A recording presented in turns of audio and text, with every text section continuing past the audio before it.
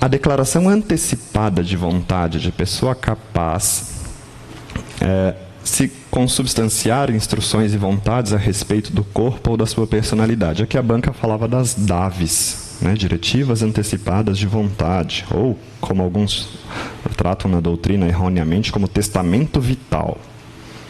Que a gente tem uma resolução do Conselho Federal de Medicina disciplinando isso, a gente não tem lei. Deverão ser formalizados por escritura pública. Lá não diz nada disso. Lá diz que, inclusive, pode ser feito no próprio prontuário médico. Não confundam essa redaçãozinha com testamento.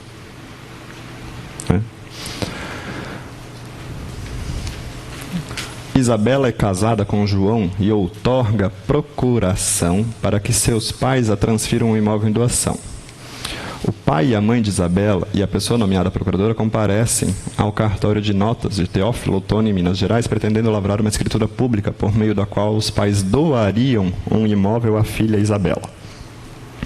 Eles apresentam ao tabelião a procuração lavrada no Consulado Brasileiro de Boston, que foi a Isabela que fez, tendo como outorgante exclusivamente Isabela. Na hipótese, o traslado da procuração deverá ser previamente registrado em títulos e documentos. Cuidem, se foi feita no consulado, foi feita no Brasil. Então não precisa de títulos e documentos, porque foi uma entidade brasileira que realizou esse documento. A escritura pública de doação pode ser lavrada sem participação de João no ato, fazendo-se constar como donatária Isabela, casada com João, com qualificação completa de ambos, independente do regime de bens do casamento de João e Isabela. Isso daqui está correto para Minas Gerais. Tá? Então anotem que é a correta para a banca. Em Santa Catarina nós temos um artiguinho lá dizendo que se o cônjuge, né, não tem necessidade de participar, ou se ele não vai titular o direito, por exemplo, separação total de bens, não precisaria a qualificação completa dele. Então só esse daqui é que a gente tem uma diferença aqui em Santa Catarina. Considerando que João e Isabela são casados, Isabela não pode ser a única a figurar na escritura pública como donatária. Isso é regra de direito civil, eu dou para quem eu quiser. Eu não sou obrigado a doar ao casal. A escritura de doação pode ser lavrada, e os pais de Isabela poderão até mesmo prever a incomunicabilidade da propriedade do imóvel a João, ainda que Isabela e João sejam casados da comunhão universal de bens. Até aqui tudo bem. Caso os pais de Isabela tenham outros filhos vivos, será obrigatória a participação deles na escritura na qualidade de anuentes da doação. Isso não existe. Tá? O IESES já cobrou isso numa prova escrita do Rio Grande do Sul de 2013, que era uma doação e se os outros filhos deveriam anuir. Isso não existe no nosso ordenamento jurídico. A gente tem o artigo 496 do Código Civil que fala na compra e venda. Na compra e venda, os outros filhos devem concordar para eles dizerem, de fato, isso não foi uma doação. Na doação não existe isso, porque se o ato é nulo, não existe convalidação ou alguém concordar vai tornar ele válido. Vocês lembram que, tendo herdeiros necessários, você não pode dispor da maneira que bem entender. Eu quero deixar tudo para o filho X. Então vai lá, todo mundo assina e concorda. Se é nulo, é nulo. Não importa os outros estarem concordando ou não. Então cuidem para não incorrer nesse erro. Tá? E na compra e venda, aqui que precisa da anuência do cônjuge, cuidem que não é direito de preferência, não deve se oferecer aos outros. Não, eles só devem concordar que aquilo foi uma compra e venda. Não que eles tenham direito de adquirir também. Não é isso. Tá? Não confundam lá com o condomínio. Acerca da lavratura de escritura pública de divórcio, inventário e partilha, considerando disposições de processo civil e da resolução 35, assinale a alternativa correta.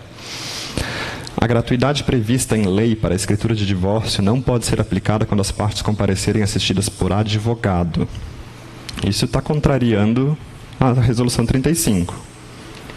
Por mais que alguns tenham um entendimento diverso, a resolução 35 diz que, independente de ter advogado constituído ou defensor público, pode-se requerer a gratuidade.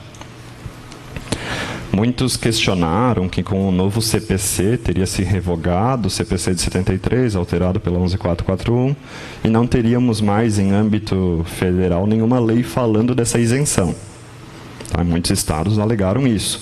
Santa Catarina nós temos no nosso regimento de custas, dizendo que as escrituras da 11441 são gratuitas, né, para os que se declararem pobres.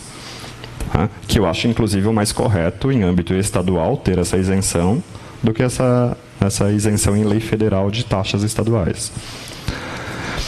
Para a lavratura de escritura pública de divórcio ou inventário e partilha, é livre a escolha do tabelião de notas. Até aí, ok. Aplicando as regras de competência do CPC. Daí já não seria mais livre. Né? Então, uma coisa contrariou a outra. E previsão expressa da Resolução 35 também. É não se aplicando as regras de competência do CPC.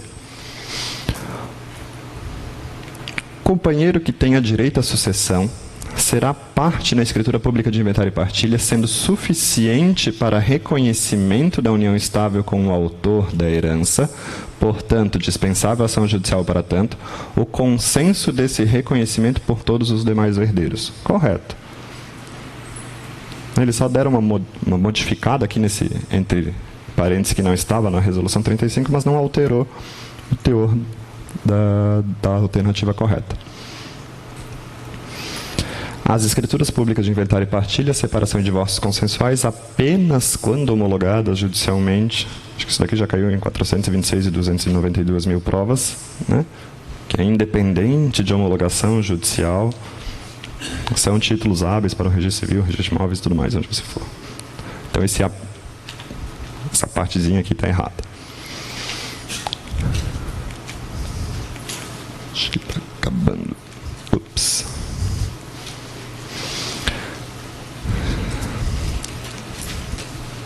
Mauro e Isabel pretendem realizar escritura pública de imóvel. Isso daqui é do Distrito Federal desse ano. Mas é só para a gente pegar outros assuntos que eu não achei no IESES, como eu achei que poderiam ser cobrados. Tá? Mauro e Israel pretendem realizar escritura pública de compra e venda do bem imóvel urbano no valor de 300 salários mínimos. À luz do Decreto 93.240 de 86, é correto afirmar que será necessário apresentar, entre outros documentos e certidões, certificado de cadastro emitido pelo INCRA. Quem já esqueceu da questão quando chegou aqui assinalou essa, mas era imóvel urbano. Então, o urbano não vai ter o INCRA. Será necessário apresentar, entre outros documentos, certidão de ações reais e pessoais repersecutórias relativamente ao imóvel e certidão de ônus reais, ambas expedidas pelo Poder Judiciário. Que é? Pelo amor de Deus! Se alguém assinalasse essa, dava para dar um surdão no pé do ouvido. Né? E com prazo de validade 60 dias. 30, né? E o Poder Judiciário não emite isso daqui. O tabelião ficará desobrigado de manter em cartório as cópias autenticadas das certidões entregues, que devem ser transcritas nas escrituras públicas e depois devolvida por ele aos órgãos emissores. Vamos lá procurar a exatoria da Fazenda Federal para entregar as certidões que foram apresentadas. Né? A apresentação das certidões fiscais referentes aos tributos que incidam sobre o imóvel poderá ser dispensada pelo adquirente que, nesse caso, responderá nos termos da lei pelo pagamento dos débitos fiscais existentes. Correto. Novamente, quem chegou até aqui tinha que lembrar o enunciado da questão, porque aqui falava urbano. Se fosse rural, isso daqui estaria errado. E aí, se fosse rural, na verdade, a A estaria certa e a D estaria errada, porque no rural a gente não pode dispensar essa comprovação. Cuidem para quem estudou a lei do ITR, aquela lei que a gente só sabe que existe, mas a gente nunca lê para prova nenhuma, que lá na lei do ITR tem dito que se o imóvel for menor de 200 hectares, a comprovação é que pode ser substituída por declaração do proprietário. Mas não é que se dispensa as negativas e o adquirente assume os débitos. Não. A gente dispensa um documento, mas substitui por outro, que é a declaração do proprietário de que não constam débitos relativos àquele imóvel.